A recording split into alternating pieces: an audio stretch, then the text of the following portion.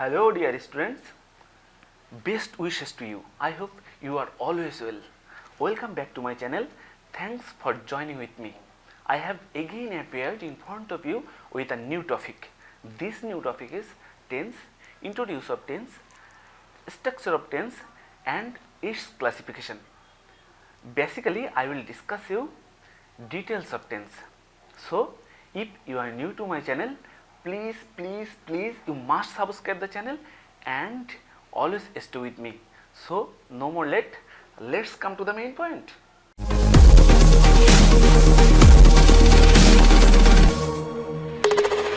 তো বন্ধুরা, ইতিমধ্যে আপনারা জেনে গিয়েছেন যে আজকে মূলত যে বিষয় নিয়ে আলোচনা করব সেটা হলো টেন্স। টেন্সের আলোচনা যেহেতু একটু বিশদ, সেজন্য আপনাদেরকে একটু খণ্ডভিত্তিক ধারণা দেওয়ার চেষ্টা করব। তো শুরুতে আসি টেন্স কাকে বলে বা টেন্স কি। টেন্স হলো সময় বা কাল, অর্থাৎ টেন্সের অর্থ হলো সময় বা কাল। ইংরেজিতে যদি আমি বলি তাহলে প্রাথমিকভাবে আসে normally tense is a time, the tense of accomplishing any action of a verb is called tense. অর্থাৎ বাংলায় যদি আমি এটাকে বলার চেষ্টা করি তাহলে আসবে যে ভার্বের কাজ সম্পূর্ণ হওয়ার যে সময়, অর্থাৎ কাজটা ক্রিয়ার সময়কে, যেমন আমরা সাধারণত বলি ক্রিয়ার যে সময়, মূলত সেটাকেই টেন্স বা কাল বলে। অর্থাৎ ভার্বের কাজ সম্পূর্ণ হওয়ার যে সময় তাকেই টেন্স বা কাল বলে। তো এবার আমরা আসি ক্লাসিফিকেশন অফ টেন্স। দেখুন, ক্লাসিফিকেশন অফ টেন্স হলো টেন্সের শ্রেণী বিভাগ। Normally 3 types of tense: present tense, past tense, future tense. Present tense বর্তমানকাল, পাস্ট টেন্স অতীতকাল এবং ফিউচার টেন্স ভবিষ্যৎকাল। তো শুরুতেই আসি present tense. What is called present tense? The present tense describes an action in the present time. অর্থাৎ বাংলায় যদি এটাকে যদি আমি বলার চেষ্টা করি তাহলে আসবে ভার্বের কাজ সম্পূর্ণ হওয়া যদি বর্তমান সময়কে নির্দেশ করে তখন তাকেই প্রেজেন্ট টেন্স বা বর্তমানকাল বলে। উদাহরণস্বরূপ যদি আমি বলি, অর্জন প্লেস ক্রিকেট, অর্জন ক্রিকেট খেলে, সুতরাং এটা বর্তমান সময়ের উদাহরণ। সে ক্রিকেট খেলছে বা অর্জন ক্রিকেট খেলে, সুতরাং এটা বোঝাই যাচ্ছে যে বর্তমান সময়ের উদাহরণ। তাছাড়া ভার্বের প্রেজেন্ট ফর্মে ইউজ করছি প্লে, সেক্ষেত্রে এটা প্রেজেন্ট টেন্স। আরেকটা উদাহরণ যদি আমি আপনাদেরকে দিই, Ayaan is playing cricket, Ayaan cricket খেলছে, বা Ayaan is playing football in the field, Ayaan মাঠে ফুটবল খেলছে। অর্থাৎ এটাও বর্তমান সময়ের কথা বলা হয়েছে, সুতরাং এটা প্রেজেন্ট টেন্স। এবার আসি পাস্ট টেন্সে। What is called past tense? বর্তমান সময়ের মতো একইভাবে হবে, সেটা হলো the past tense describes an action in the past time. অর্থাৎ ভার্বের কাজ যখন অতীতকালকে নির্দেশ করে বা অতীত সময়কে নির্দেশ করে তখন তাকে পাস্ট টেন্স বলে। এক্সাম্পল হিসেবে যদি আপনাদেরকে বলি, তিথি ওয়েন্ট টু কলেজ, তিথি কলেজে গিয়েছিল। তিথি কলেজে গিয়েছিল। এখন দেখুন, এই যে তিথি কলেজে গিয়েছিল, আমি সাধারণত পাস্ট ফর্ম যদি ইউজ করা হয় ভার্বের পরে তাহলে আমরা বুঝি যে এটা পাস্ট টেন্সের উদাহরণ। যেহেতু এখানে গো হচ্ছে প্রেজেন্ট ফর্ম, গো এর পাস্ট হচ্ছে ওয়েন্ট, সেক্ষেত্রে এখানে আমি ইউজ করেছি তিথি ওয়েন্ট টু কলেজ। সেক্ষেত্রে এটা নিঃসন্দেহে বুঝতে পারতেছি যে এটা। আরও একটা যদি উদাহরণ দিই, she saw a little bird, সে একটা ছোট পাখি দেখেছিল। দেখুন, সি হচ্ছে প্রেজেন্ট ফর্ম, ভার্ব সাবজেক্টের পরে যে ভার্বটা ইউজ হয়েছে সেটা স, অর্থাৎ সি এর পাস্ট হচ্ছে স। সেক্ষেত্রে আমরা এটা বলতে পারি এটা পাস্ট টেন্সের উদাহরণ। লাস্ট অন ফিউচার টেন্স, অর্থাৎ ভবিষ্যৎকাল। What is called future tense? The future tense describes an action in the future time. একইভাবে ভার্বের কাজ যখন ভবিষ্যৎ সময়কে নির্দেশ করে, অর্থাৎ ভবিষ্যৎ কাল বা ক্ষণকে নির্দেশ করে, তাকে ফিউচার টেন্স বলে। এক্সাম্পল হিসেবে যদি বলি, আদিপ উইল জয়েন দ্য পিকনিক, অর্থাৎ আদিপ পিকনিকে যোগদান করবে। অর্থাৎ এই যে করবে, অর্থাৎ এটা ভবিষ্যৎকালের কথা বলা হচ্ছে, নিঃসন্দেহে বোঝা যাচ্ছে যে এটা ভবিষ্যৎকালের উদাহরণ। আরও যদি একটা উদাহরণ দিই, he will be playing cricket in the field, সুতরাং দেখুন সে মাঠে ফুটবল খেলতে থাকবে, অর্থাৎ এটাও একটা ভবিষ্যৎকালের কথা বলা হচ্ছে, অর্থাৎ থাকবে এইভাবে বোঝানো হচ্ছে। নিশ্চয়ই এটা বর্তমান বা অতীতকাল নয়, শুধু এটা ভবিষ্যৎকালের উদাহরণ। তা দেখেই বোঝা যাচ্ছে যে এটা ভবিষ্যৎকাল। আশা করি প্রেজেন্ট টেন্স, পাস্ট টেন্স এবং ফিউচার টেন্স, এই যে বর্তমানকাল, অতীতকাল এবং ভবিষ্যৎকাল সম্পর্কে আপনাদের একটা ভালো ধারণা তৈরি হলো। দেখুন, প্রত্যেকটি টেন্সকে আবার 4টা ভাগে ভাগ করা হয়। যেহেতু আমরা বর্তমান সময় অর্থাৎ প্রেজেন্ট টেন্স নিয়ে আলোচনা করব, সুতরাং প্রেজেন্ট টেন্সকে আবার 4 ভাগে ভাগ করা হয়। Number 1 present indefinite tense, number 2 present continuous tense, number 3 present perfect tense এবং number 4 present perfect continuous tense. তো প্রেজেন্ট ইনডেফিনিট টেন্স বা simple present tense, what is called present indefinite tense or simple present tense? The present indefinite tense describes an action in the present time. It also describes habitual actions and universal truths. অর্থাৎ যে tense বর্তমান সময়ে কাজ করে এবং এর পাশাপাশি অভ্যাস ও চিরন্তন সত্য বোঝায়, তাকে প্রেজেন্ট ইনডেফিনিট টেন্স বলে। এবার আসি আমরা স্ট্রাকচার। স্ট্রাকচার হলো subject plus verb present form plus object plus extension. এখন আমি যদি উদাহরণস্বরূপ আপনাদেরকে বোঝাই, দেখুন, she sings a song, সে একটি গান করে। দেখুন, সাবজেক্টের পরে আমি বলেছিলাম স্ট্রাকচারে ভার্বের প্রেজেন্ট ফর্ম, সিং ভার্বের প্রেজেন্ট ফর্ম, অর্থাৎ সিংয়ের যেহেতু আমরা ভার্বের জানি 3টা form, present, past, past participle. দেখুন এখানে সিংটা হচ্ছে ভার্বের প্রেজেন্ট ফর্ম, সুতরাং আমরা এটা দেখে বলতে পারি যে এটা প্রেজেন্ট ইনডেফিনিট টেন্সের উদাহরণ। she sings a song, subject plus verb plus object, কিন্তু এখানে এক্সটেনশন নাই। এক্সটেনশন না থাকুক, কিন্তু তারপরও টেন্সটা পরিপূর্ণভাবেই বলা যায়, অর্থাৎ she sings a song একটা প্রেজেন্ট ইনডেফিনিট টেন্সের উদাহরণ। Next, he watches television, say television দেখছে বা দেখে।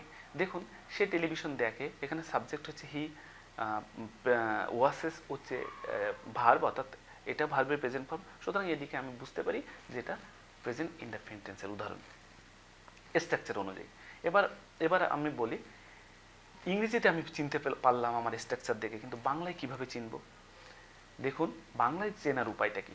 বাংলায় চেনার উপায় হচ্ছে, যদি কোনো বাক্যের শেষে, বাংলা বাক্যের শেষে রস্বই, অন্ত্যেয় ও দন্তন্য, বয়শূন্য র, ডয়শূন্য র, এই লেটারগুলো থাকে, বাংলায় এই লেটারগুলো থাকে, তাহলে আমি নিঃসন্দেহেই বলতে পারবেন যে এটা প্রেজেন্ট ইনডেফিনিট টেন্স। যদি আমি উদাহরণ দিয়ে বলি, দেখুন, আমি স্কুলে যাই, রস্বই, সে স্কুলে যায়, অন্ত্যেয়, তিনি বাজারে যান, দন্তান্ন, তুমি কলেজে যাও, ও এইভাবে, কৃষকটি মাঠে কাজ করে, র, আমি বই পড়ি, ডয়শূন্য র।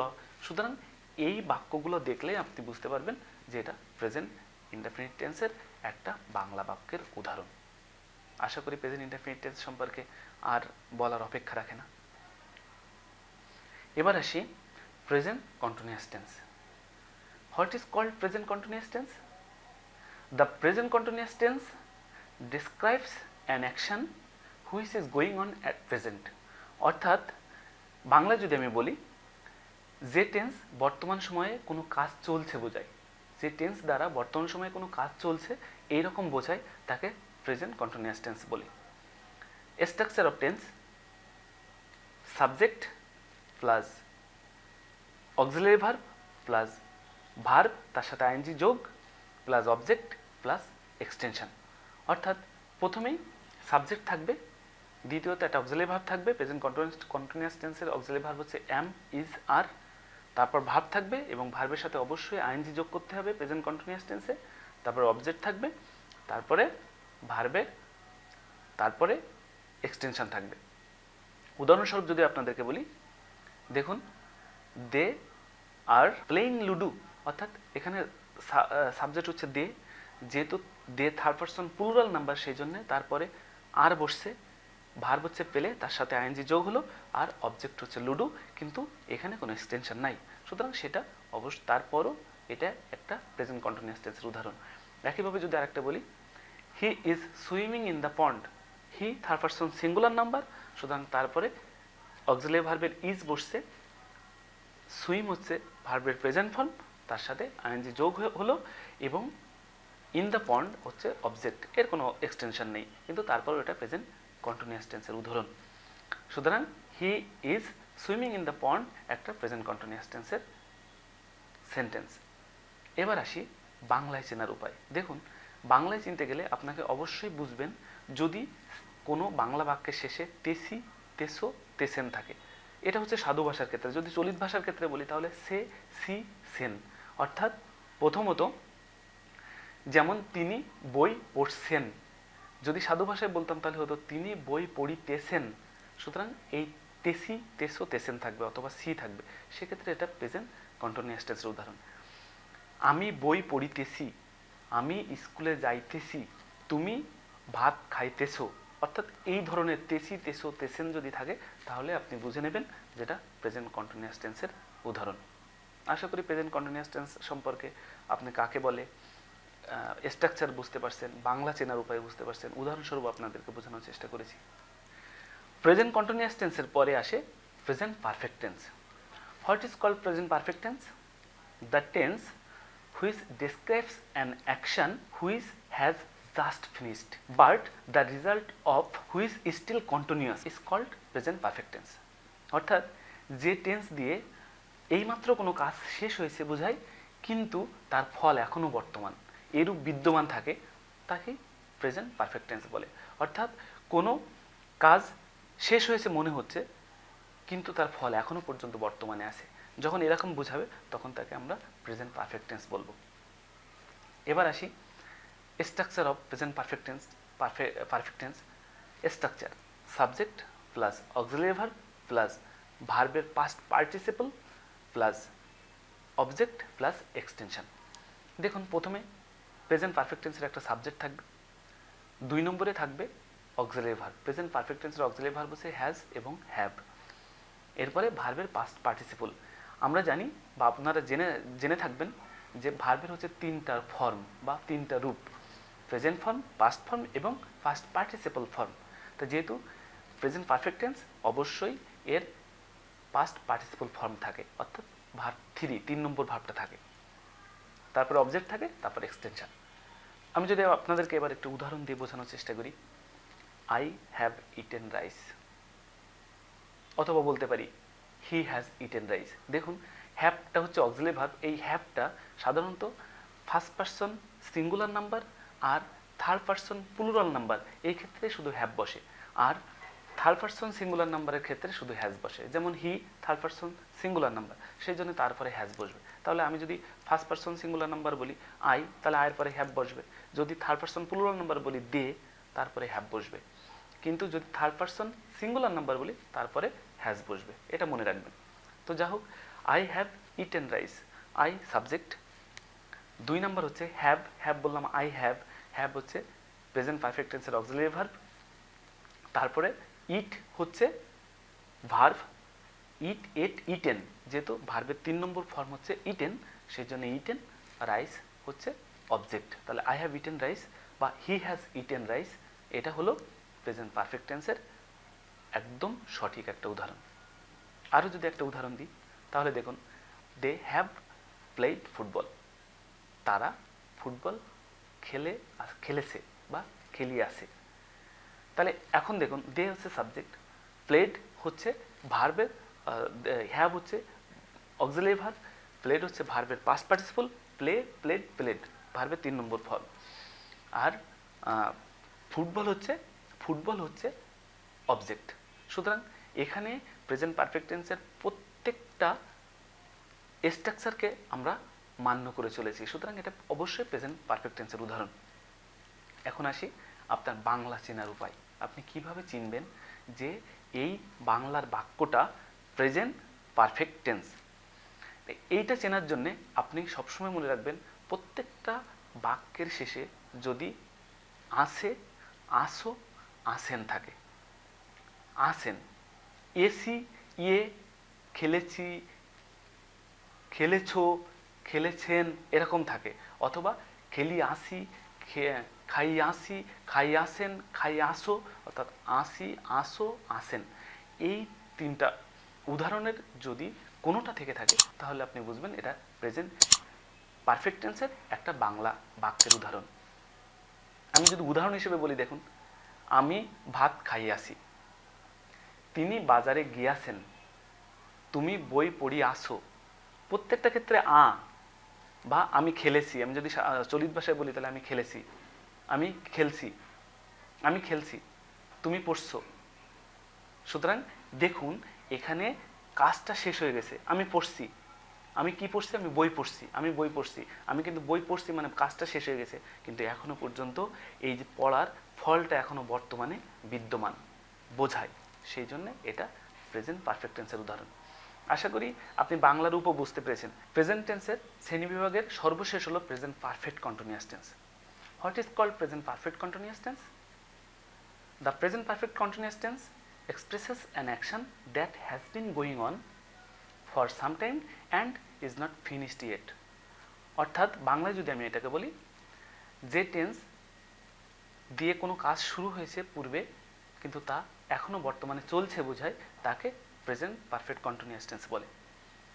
এখন যদি আমি প্রেজেন্ট কন্টিনিউয়াস টেন্সের গঠন প্রণালী বলি, প্রেজেন্ট পারফেক্ট কন্টিনিউয়াস টেন্সের গঠন প্রণালী যদি বলি, তাহলে structure of present perfect continuous tense: subject plus auxiliary verb plus ভার্বের সাথে আইএনজি যোগ প্লাস অবজেক্ট প্লাস ভার্ব বা সিন্স প্লাস টাইম। অর্থাৎ দেখুন, প্রথমে একটা সাবজেক্ট থাকবে, তারপরে একটা অক্সিলারি ভার্ব থাকবে, auxiliary verb has been, have been. Present perfect continuous টেন্সের অক্সিলারি ভার্ব হচ্ছে হ্যাজ বিন এবং হ্যাভ বিন। তারপরে ভার্বের সাথে, ভার্বের প্রেজেন্ট ফর্মের সাথে অবশ্যই একটা আইএনজি যোগ থাকবে, তারপর অবজেক্ট থাকবে, তারপর এক্সটেনশন থাকবে, তারপরে ফর অথবা সিন্স থাকবে, তারপর সর্বশেষে একটা টাইম উল্লেখ থাকবে। একটা উদাহরণ দিয়ে আমি আপনাদেরকে বোঝানোর চেষ্টা করি। You have been reading a book for 2 hours। দেখুন, you have been reading a book for 2 hours। You subject, have been auxiliary verb. 3 number হচ্ছে রিডিং, রিড হচ্ছে প্রেজেন্ট ফর্ম ভার্বের, তার সাথে আইএনজি যুক্ত, পরে অবজেক্ট আ বুক, তাহলে you have been reading a book for বা সিন্স, এখানে ফর বসছে এবং 2 hours, একটা সময়ের উল্লেখ আছে। এখন দেখুন এখানে সবই ঠিক আছে, ফর এবং সিন্স কোথায় বসে, এটা একটা প্রশ্ন থাকতে পারে। দেখুন, যদি কোনো অনির্দিষ্ট সময়ের কথা বলে তাহলে ফর বসে, যদি নির্দিষ্ট সময়ের কথা বলে তাহলে অবশ্যই সিন্স বসে। দেখুন, ফরটা কেন বসে? আমার সারা দিনের মধ্যে 24টা ঘন্টা আছে, কিন্তু এখানে 2টা ঘন্টার কথা বলছি, আমি কোন 2টা ঘন্টার কথা বলছি আমি নির্দিষ্ট করে বলিনি, সেই জন্য এখানে ফর। যদি আমি নির্দিষ্ট করে কোনো সময়ের কথা বলতাম তাহলে সিন্স বসতো। উদাহরণস্বরূপ যদি আরেকটা বলি তাহলে বুঝতে পারবেন। It has been raining cats and dogs, it has been raining cats and dogs since morning. দেখুন, মুষলধারে সকাল থেকে বৃষ্টি হচ্ছে। এখানে দেখুন, ইট সাবজেক্ট, হ্যাজ বিন হচ্ছে অক্সিলারি ভার্ব, রেইন থেকে রেইনিং অর্থাৎ ভার্বের সাথে আইএনজি যোগ, অবজেক্ট ক্যাটস অ্যান্ড ডগস মানে মুষলধারে, এবং সিন্স বসছে এবং মর্নিং বসছে টাইম। এই টাইমটা হচ্ছে সকাল। সকাল কখনো দুপুর হয় না, আবার সকাল কখনো রাত হয় না, আমরা বলতে পারি না, যে কারণে যেহেতু একটা নির্দিষ্ট সময়ের কথা বলছে সেই জন্যে এখানে সিন্স বসছে, ফর বসেনি। তাহলে it has been raining cats and dogs since morning. আশা করি এই উদাহরণ দিয়েও বুঝতে পেরেছেন যে কেন সিন্স বসে, কেন ফর বসে, অর্থাৎ subject plus auxiliary verb have been has been plus ভার্বের সাথে আইএনজি যোগ প্লাস অবজেক্ট প্লাস ফর বা সিন্স বসবে, তারপর একটা সময়ের উল্লেখ থাকবে প্রেজেন্ট পারফেক্ট কন্টিনিউয়াস টেন্সে। এবার বাংলা চেনার উপায়, আপনি কিভাবে চিনবেন যে এটা প্রেজেন্ট পারফেক্ট কন্টিনিউয়াস টেন্স? দেখুন, প্রেজেন্ট কন্টিনিউয়াস টেন্সের মতোই মূলত এটাও একটা সেরকম উদাহরণ নির্দেশ করে বাংলায়, কিন্তু এখানে বাংলার ক্ষেত্রে সাধারণত আমাদের একটা সময় উল্লেখ থাকবে। সবই ঠিক আছে প্রেজেন্ট কন্টিনিউয়াস টেন্সের মতোই, কিন্তু প্রেজেন্ট পারফেক্ট কন্টিনিউয়াস টেন্সে বাংলা বাক্যে অবশ্যই একটা সময়ের উল্লেখ থাকবে। যেহেতু একটা সময়ের উল্লেখ থাকবে সেহেতু এটা দেখে আমি বুঝতে পারবো যে এটা পারফেক্ট কন্টিনিউয়াস টেন্স।